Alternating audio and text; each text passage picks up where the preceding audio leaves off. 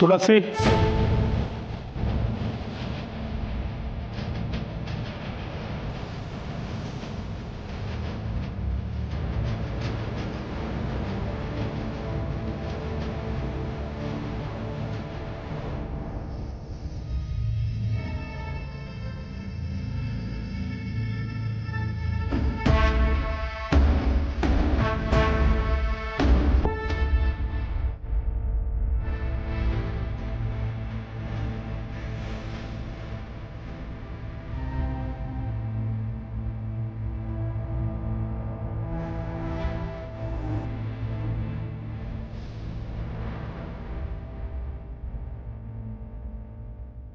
ಯಾವುದೇ ಕಾರಣಕ್ಕೂ ಸತ್ಯ ಹೇಳ್ಬಿಡಮ್ಮ. ನೀನು ಸತ್ಯ ಹೇಳಿದ್ರೆ ನಿಧಿ ಜೀವನನೇ ಹಾಳಾಗುತ್ತೆ. ನಿನ್ನನ್ನು ಹೀಗೆ ನೋಡೋಕ್ಕಾಗ್ತಿಲ್ಲ ಪಾಪು. ಈ ಜಾಗದಲ್ಲಿ ನಿಂತು ಸುಳ್ಳು ಹೇಳಬೇಕು ಅಂದರೆ ಮನಸ್ಸಿಗೆ ತುಂಬ ಹಿಂಸೆ ಆಗುತ್ತೆ. ತಪ್ಪು ಮಾಡ್ತಾ ಇದ್ದೀನಿ ಇನ್ನೂ ಕೊರಕು ಕಾಡುತ್ತೆ. ಒಂದು ಕಡೆ ನೀನು, ಒಂದು ಕಡೆ ನಿಧಿ. ನಾನೇನು ಮಾಡಲಿ ಪಾಪು? ಹೇಳಿ ತುಳಸಿ ಅವರೇ, ಅವತ್ತು ರಾತ್ರಿ ಸಮರ್ಥ ಅವರು ಮನೇಲಿದ್ರಾ? ನೀವು ಅವ್ರನ್ನ ನೋಡಿದ್ರಾ? ಅಮ್ಮ, ಈ ವಿಷಯ ಮತ್ತೆ ಯಾರಿಗೂ ಗೊತ್ತಾಗೋದು ಬೇಡ ಅಮ್ಮ. ನಿಧಿ ಮೇಡಮ್ ಜೀವನ ಚೆನ್ನಾಗಿರ್ಬೇಕು. ನಿಂತೋಗಿರೋ ಮದುವೆ ಮತ್ತೆ ನಡಿಬೇಕು. ನಾಳೆ ನಿಮ್ಮ ಕೋರ್ಟಲ್ಲಿ ಸಮರ್ಥ್ ನಿಮ್ಮ ಮನೆಯಲ್ಲೇ ಇದ್ದ ಅಂತ ಸಾಕ್ಷಿ ಹೇಳ್ತೀರ ಅಲ್ವಾ?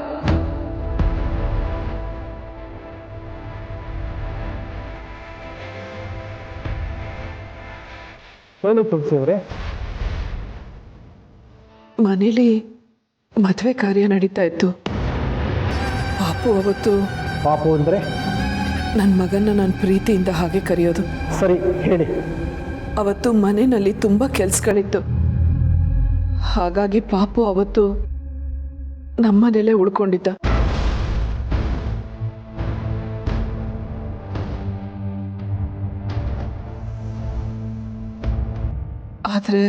ಆದರೆ ಏನು?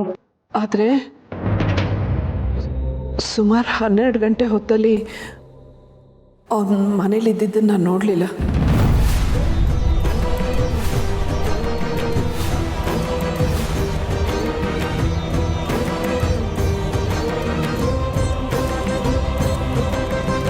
ಹನ್ನೆರಡು ಗಂಟೆ ಮುಂಚೆ ಅವನ ಮನೇಲಿದ್ದದ್ದನ್ನು ನೋಡಿದ್ದೀನಿ.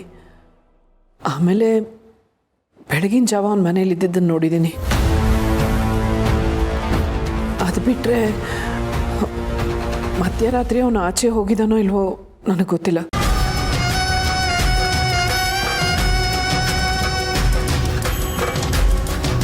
ನಾನು ರಾತ್ರಿ 1-2 ಸಲ ಕೆಳಗೆ ಬಂದಿದ್ದೆ. ಆಗ ನಾನು ಅವನನ್ನು ನೋಡಲಿಲ್ಲ. ಹಾಗಾಗಿ ಅವನು ಆಚೆ ಹೋಗಿದ್ರು ಹೋಗಿರಬಹುದು. ಇಲ್ಲ ಇಲ್ಲ, ಇವ್ರು ಸುಳ್ಳು ಹೇಳ್ತಾ ಇದಾರೆ.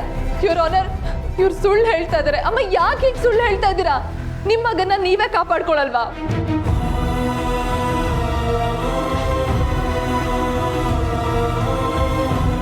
ದಯವಿಟ್ಟು ನನ್ನ ನಂಬಿ ಯುವರ್ ಆನರ್. ಅವತ್ತು ಸಮರ್ಥ ಇವ್ರ ಮನೆಯಲ್ಲೇ ಇದ್ರು. ಸುಳ್ಳು ಹೇಳ್ತಾ ಇದ್ದಾರೆ.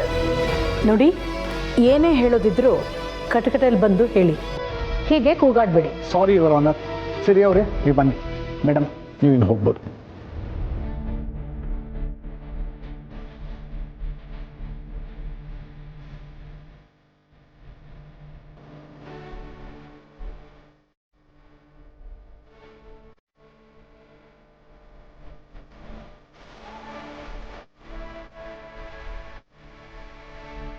ಶಿವರಾನ, ಅವರು ಸುಳ್ಳು ಹೇಳ್ತಾ ಇದ್ದಾರೆ. ಹೆತ್ತ ತಾಯಿನೇ ತನ್ನ ಸ್ವಂತ ಮಗನ ಬಗ್ಗೆ ಸುಳ್ಳು ಹೇಳೋದನ್ನ ನನ್ನಿಂದ ನಂಬಕ್ಕಾಗ್ತಿಲ್ಲ ಯುವರಾನ. ಸಿರಿ ಅವರೇ, ಇವ್ರ ತಾಯಿ ಸುಳ್ಳು ಹೇಳ್ತಿದ್ದಾರೆ ಅಂತ ನೀವೇ ಹೇಗೆ ಹೇಳ್ತಿದ್ದೀರಾ? ಯುವರಾನರ್, ಅವ್ರು ನನ್ನ ಜೊತೆ ಫೋನಲ್ಲಿ ಮಾತಾಡಿಕೊಂಡು ಮನೆ ಮುಂದೆ ಬಂದು ನಿಂತ್ಕೋತಾರೆ. ಅದೆಲ್ಲ CC ಕ್ಯಾಮ್ರಾದಲ್ಲಿ ರೆಕಾರ್ಡ್ ಆಗಿದೆ.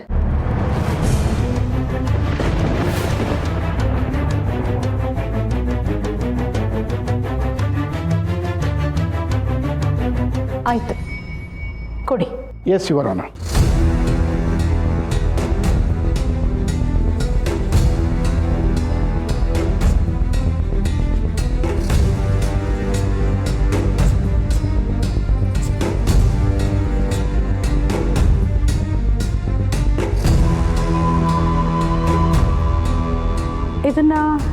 ಯಾರ ಮನೆ ಅಂತ ಹೇಳಿದ್ರಿ? ಇವರವನು ಮಾಧವ್ ಅವ್ರ ಮನೆ. ಮದುವೆ ತಯಾರಿ ನಡೀತಿತ್ತು ಅಂತ ಹೇಳಿದ್ರಲ್ವಾ? ಇವ್ರ ಕೈಲಿ ಹೂವಿದೆ.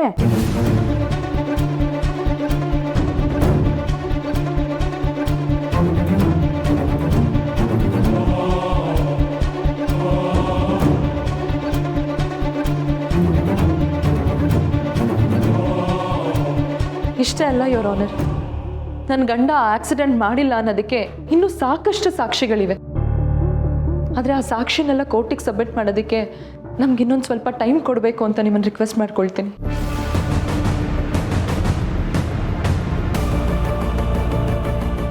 ಎಲ್ಲ ಎವಿಡೆನ್ಸಸ್ ನೋಡ್ತಾ ಇದ್ರೆ ಸಮರ್ಥ್ ಅವರು ಆಕ್ಸಿಡೆಂಟ್ ಮಾಡಿಲ್ಲ, ಮನೆಯಲ್ಲೇ ಇದ್ರು ಅನ್ನೋ ರೀತಿಲಿ ಕಾಣಿಸ್ತಾ ಇದೆ.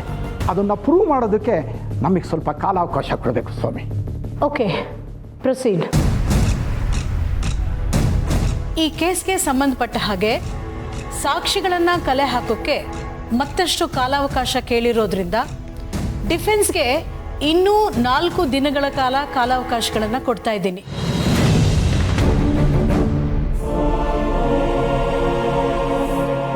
ಹಾಗೇನೆ ಈ CCTV ಫುಟೇಜನ್ನು ಪರಿಗಣಿಸಿ ಅದರ ಸತ್ಯಾಸತ್ಯತೆಗಳನ್ನು ಪರಿಶೀಲಿಸಿ ಮುಂದಿನ ತನಿಖೆಯನ್ನು ನಡೆಸಿ ಕೋರ್ಟ್ಗೆ ರಿಪೋರ್ಟ್ ಕೊಡಬೇಕು ಅಂತ ಪೊಲೀಸ್ನವ್ರಿಗೂ ಈ ಮೂಲಕ ಆದೇಶ ಕೊಡ್ತಾ ಇದ್ದೀನಿ.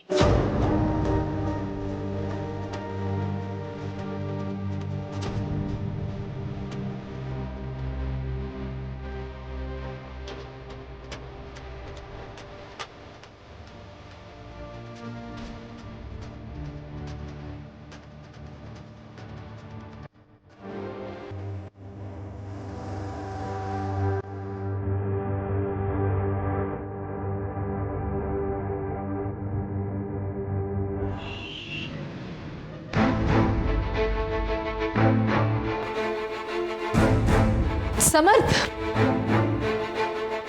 ನೋಡಿದ್ಯಾ, ನ್ಯಾಯ ಯಾವತ್ತಿದ್ರೂ ಗೆಲ್ಲೇಬೇಕು. ನೀನೇನು ತಪ್ಪು ಮಾಡಿಲ್ಲ ಅಂತ ಖಂಡಿತವಾಗ್ಲೂ ಪ್ರೂವ್ ಆಗುತ್ತೆ. ಇನ್ವೆಸ್ಟಿಗೇಷನ್ ಎಲ್ಲ ನಡೆದ ಮೇಲೆ ಎಲ್ಲ ಎವಿಡೆನ್ಸು ಸಿಗುತ್ತೆ. ಹಾಗೆ ನಿಂಗೆ ಬಿಡುಗಡೆ ಆಗುತ್ತೆ ಸಮರ್ಥ್. ಸರಿ, ಏನಾಗಿದೆ ನಿನಗೆ? ಯಾಕೆ ನಿನ್ನ ಮಾತು ಕೇಳ್ತಾ ಇಲ್ಲ? ಇನ್ವೆಸ್ಟಿಗೇಷನ್ ಎವಿಡೆನ್ಸ್ ಅಂತ ಯಾಕೆ ತಲೆ ಕೆಡ್ಸ್ಕೊತಿದ್ಯಾ? ಹೇಳ್ತಿದ್ದೀನಲ್ವಾ ಆಕ್ಸಿಡೆಂಟ್ ಮಾಡಿದ್ದು ನಾನೇ ಅಂತ. ಯಾಕೆ ಈ ಥರ ಹಠ ಸಾಧಿಸ್ತಿದ್ಯಾ? ಓಹ್, ನನ್ನ ಮೇಲೆ ಕೋಪ ಬರ್ತಿದ್ಯಾ? ಬರಬೇಕಾಗಿದ್ದೆ. ಇಲ್ಲಿ ನಾನು ನಿನ್ನ ಪರವಾಗಿದ್ರೂ ನಿನ್ನ ವಿರುದ್ಧವಾಗಿದ್ದೀನಿ ಅಂತ ಅನ್ನಿಸ್ತಿದೆ ಅಲ್ವಾ? ವಿಪರ್ಯಾಸ ನೋಡು ಸಮರ್ಥ್, ನಾನು ನಿನ್ನನ್ನು ಉಳಿಸ್ಬೇಕು ಅಂತ ಹೋರಾಡ್ತಾ ಇದ್ದೀನಿ. ಆದರೆ ನೀನು ಬೇರೆ ಯಾರೋ ಮಾಡಿದ ತಪ್ಪನ್ನ ನಿನ್ನ ಮೇಲೆ ಹಾಕೊಂಡು, ಹಾಗೆ ನಾನು ಕೂಡ ನನ್ನ ಗಂಡನ ಕಾಪಾಡೋದಕ್ಕೋಸ್ಕರ ಹೋರಾಡ್ತೀನಿ. ಇಲ್ಲಿ ನನ್ನ ಗಂಡನ ಕಾಪಾಡೋದು ಮಾತ್ರ ನನ್ನ ಜವಾಬ್ದಾರಿ ಅಲ್ಲ, ನನ್ನ ತಂದೆ ಸಾವಿಗೆ ನ್ಯಾಯ ಸಿಗಬೇಕು, ಅದು ಕೂಡ ನನ್ನ ಉದ್ದೇಶನೇ. ಆಕ್ಸಿಡೆಂಟ್ ಮಾಡಿದ್ದು ನಾನೇ ಅಂತ ನೀನು ಎಷ್ಟೇ ಹೇಳಿದ್ರು ಆಕ್ಸಿಡೆಂಟ್ ಮಾಡಿದ್ದು ನೀನಲ್ಲ ಅಂತ ಸಾಕ್ಷಿ ಸಮೇತ ಪ್ರೂವ್ ಆಗುತ್ತೆ. ನೀನು ಖಂಡಿತವಾಗ್ಲೂ ಆಚೆ ಬರ್ತೀಯ, ನೋಡ್ತಾ ಇರು.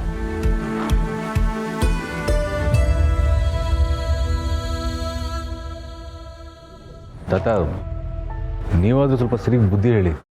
ಅಲ್ಲ, ಅವಳು ಏನು ಸಾಧನೆ ಮಾಡಬೇಕು ಅಂತ ಹಾಡ್ತಿದ್ದಲ್ಲಿ ಗೊತ್ತಾಗ್ತಾ ಇಲ್ಲ. ನೋಡಿ, ನನಗೆ ಶಿಕ್ಷೆ ಆದರೂ ಪರವಾಗಿಲ್ಲ, ನಾನು ಅದನ್ನು ಖುಷಿಯಿಂದ ಅನುಭವಿಸ್ತೀನಿ. ಈ ವಾದ ವಿವಾದ, ಇನ್ವೆಸ್ಟಿಗೇಷನ್ನು, ಕೇಸು ಇದೆಲ್ಲ ಬೇಡ ಅಂತ ಹೇಳಿ. ಯಾಕೆ ಬೇಡ ಅಣ್ಣ? ಸಿರಿ ಹೇಳ್ತಿರೋದ್ರಲ್ಲಿ ತಪ್ಪೇನಿದೆ?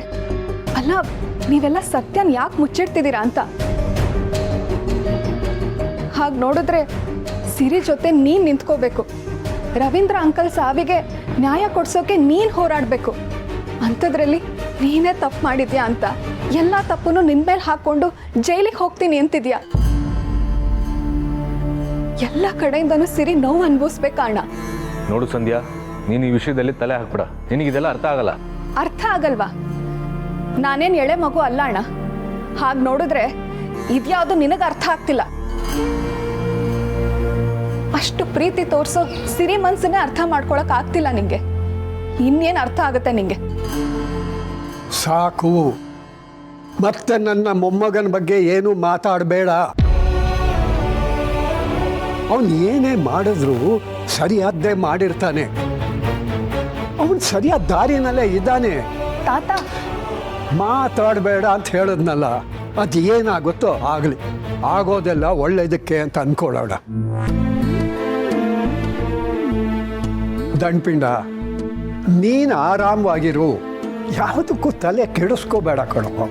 ತಾತ ನೀನು ಅವನಿಗೆ ಬನ್ನಿ, ನಿಮ್ಮನ್ನು ಇಷ್ಟೊತ್ತು ಮಾತಾಡೋಕೆ ಬಿಟ್ಟಿದೆ ಹೆಚ್ಚು. ಬನ್ನಿ.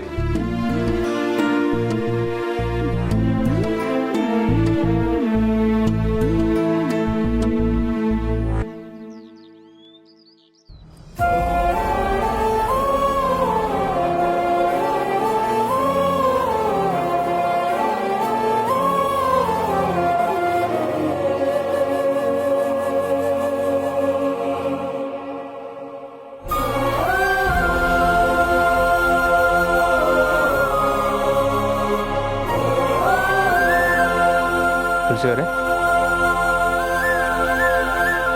ಮಗನ ಈ ರೀತಿ ನೋಡೋದಕ್ಕೆ ನಿಮಗೆ ದುಃಖ ಆಗ್ತಿದೆ ಅಲ್ವಾ?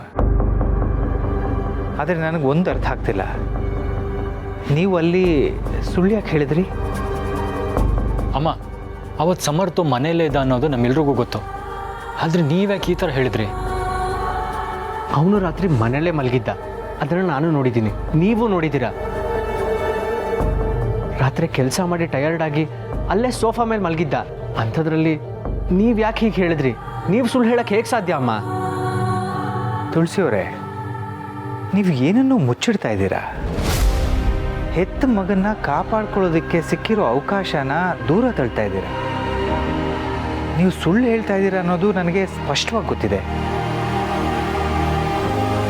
ಸತ್ಯ ಹೇಳಿ, ನೀವು ಯಾಕೆ ಆ ರೀತಿ ಸ್ಟೇಟ್ಮೆಂಟ್ ಕೊಟ್ರಿ? ಮಾಧವ್ ಸರ್, ನಿಮ್ಮ ಜೊತೆ ಸ್ವಲ್ಪ ಮಾತಾಡಬೇಕಾಯಿತು. ಹೀಗೆ ಬರ್ತೀರಾ? ನಡೀರಿ.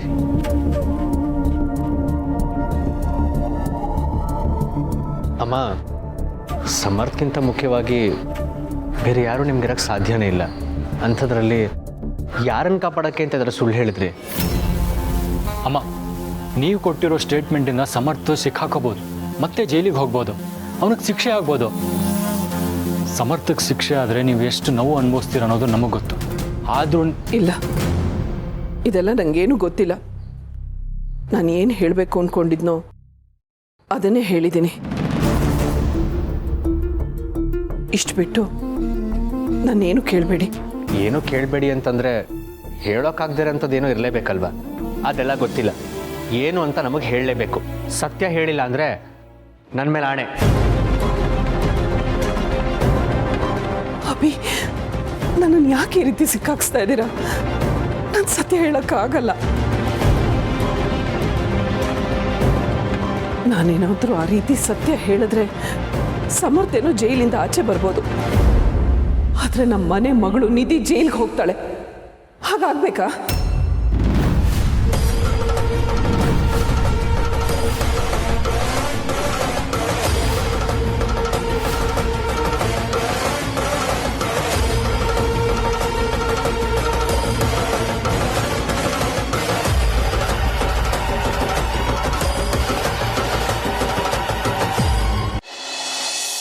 ಆಮೇಲೆ ಏನಾಯ್ತಲ್ಲಿ?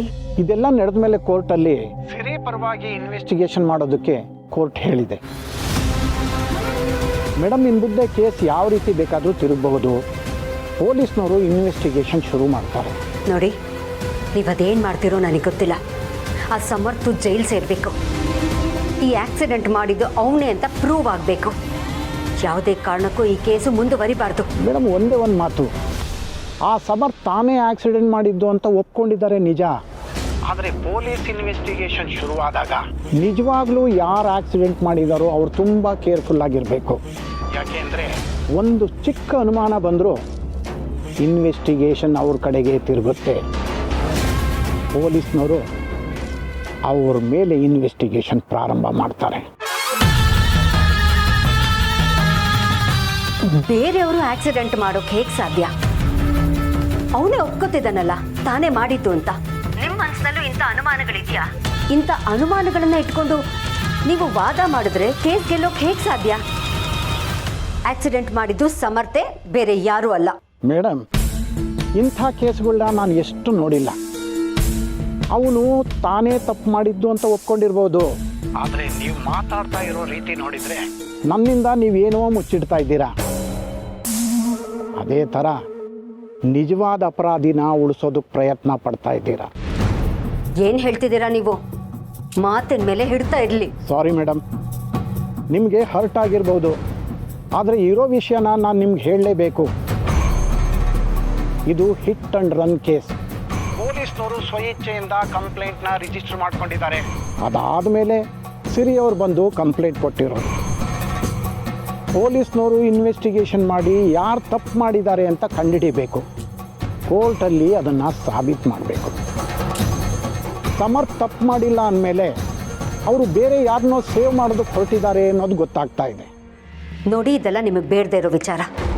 ನಾನು ನಿಮಗೇನು ಹೇಳಿದ್ದೀನೋ ಅದನ್ನಷ್ಟೇ ಮಾಡಿ. ನೀವು ಯಾವ ಲಾ ಪಾಯಿಂಟ್ ತರ್ತಿರೋ ನನಗೆ ಗೊತ್ತಿಲ್ಲ.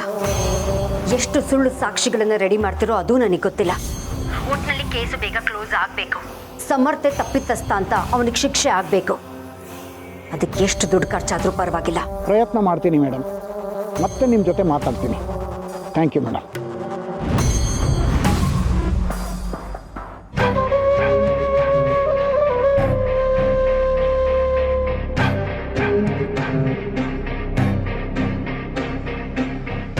ಹಾಗಿದ್ರೆ ಇನ್ವೆಸ್ಟಿಗೇಷನ್ ಆಗುತ್ತಾ?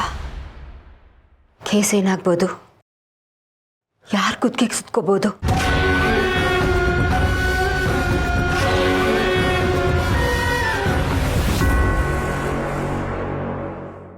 ಅಮ್ಮ, ಏನು ಹೇಳ್ತಿದ್ದೀರ ನೀವು?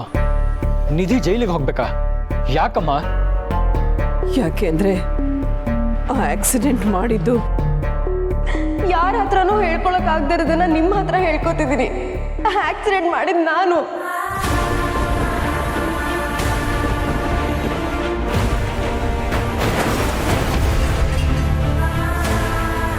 ಬರ್ತಾ ದಾರಿನಲ್ಲಿ ಆಕ್ಸಿಡೆಂಟ್ ಮಾಡ್ಬಿಟ್ಟೆ. ಅಮ್ಮ, ಈ ವಿಷಯ ಮತ್ತೆ ಯಾರಿಗೂ ಗೊತ್ತಾಗೋದು ಬೇಡಮ್ಮ. ನಿಧಿ ಮೇಡಮ್ ಜೀವನ ಚೆನ್ನಾಗಿರ್ಬೇಕು. ನಿಂತೋಗಿರೋ ಮದುವೆ ಮತ್ತೆ ನಡಿಬೇಕು.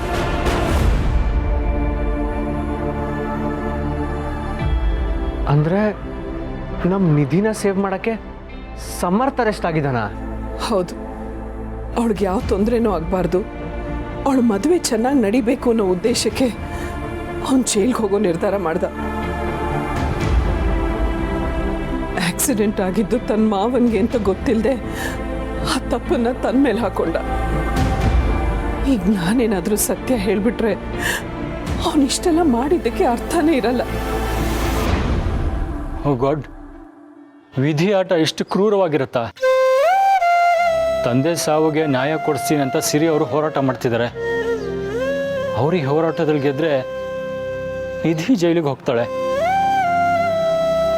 ಸತ್ಯನ ಪ್ರೂವ್ ಮಾಡೋಕ್ಕಾಗಿಲ್ಲ ಅಂದರೆ ಸಮರ್ ಜೈಲಿಗೆ ಹೋಗ್ತಾನೆ. ಸೊ ಸತ್ಯ ಗೊತ್ತಿದ್ರೂ ನೀವು ಹೇಳ್ಕೊಳಕ್ಕಾಗ್ತಿಲ್ಲ.